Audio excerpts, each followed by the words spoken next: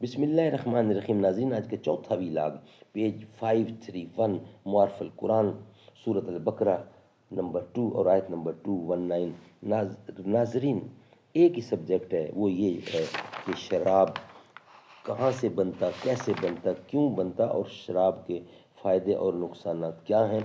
اسلام اس کے بارے میں، قرآن اس کے بارے میں، رب ذوالجلال اس کے بارے میں، مدنی مصطفیٰ محمد رسول اللہ اس کے بارے میں کیا کہتے ہیں، وہ ہم نے دیکھنا ہے۔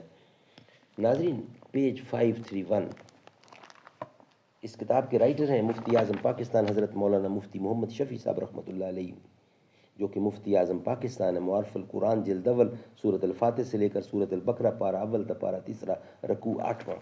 بسم اللہ الرحمن الرحیم، الحمد للہ وکفی وسلام علی عبادہ الذین اصطفیٰ، قال النبی صلی اللہ علیہ وسلم، خیرکم من تعلم القرآن وعلمہ، بہترین لوگ وہ ہیں جو خود بھی قرآن پڑھیں، دوسروں کو پڑھائیں، سکھائیں اور لکھائیں۔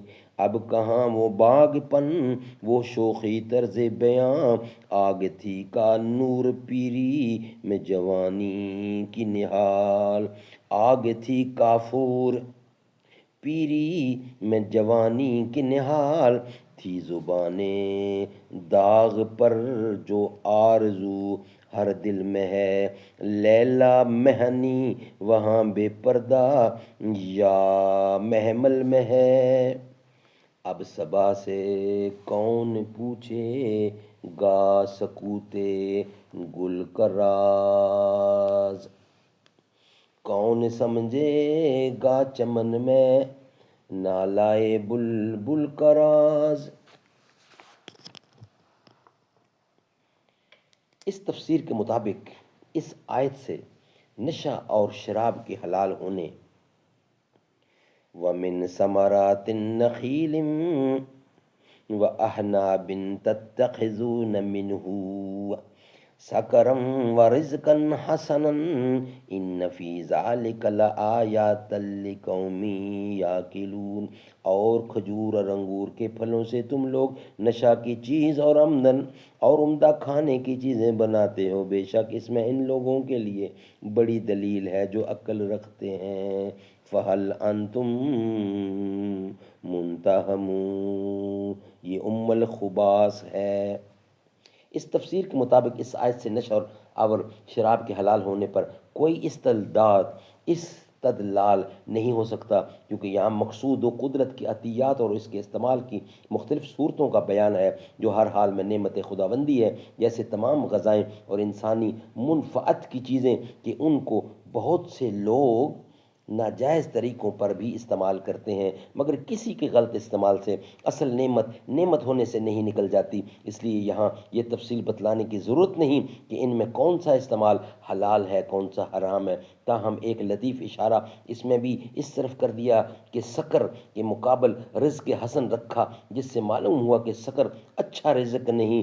سکر کے معنی جمہور مفسرین یعنی بعض علماء نے اس کے معنی سرکہ یا بے نشہ نیند کے بھی لیے ہیں جساس، مگر اس جگہ اس اختلاف کے نقل کرنے کی ضرورت نہیں ہے۔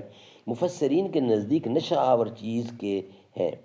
سکر کے معنی روح المعانی جساس، اس کتاب میں اس کی ڈیٹیل آئی ہے۔ یہ آیات باتفاق امت مکی ہیں، اور شراب کی حرمت اس کے بعد مدینہ مطیبہ میں نازل ہوئی۔ نزول آیات کے وقت اگرچہ شراب حلال تھی اور مسلمان عام طور پر پیتے تھے، مگر اس وقت بھی اس آیت میں اشارہ اس طرف کر دیا گیا کہ اس کا پینا اچھا نہیں۔ بعد میں صراحتاً شراب کو شدت کے ساتھ حرام کرنے کے لیے قرآنی احکام نازل ہو گئے۔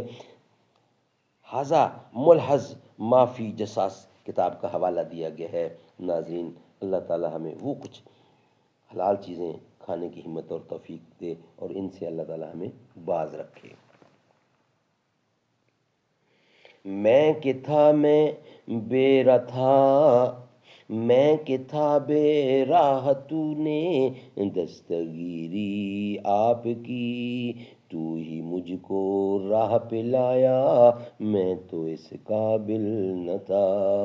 عہد جو روزے ازل تجھ سے کیا تھا یار نے، عہد وہ کس نے، عہد وہ کس نے نبھایا، میں تو اس قابل نہ تھا، شکر ہے تیرا خدایا، میں تو اس قابل نہ تھا۔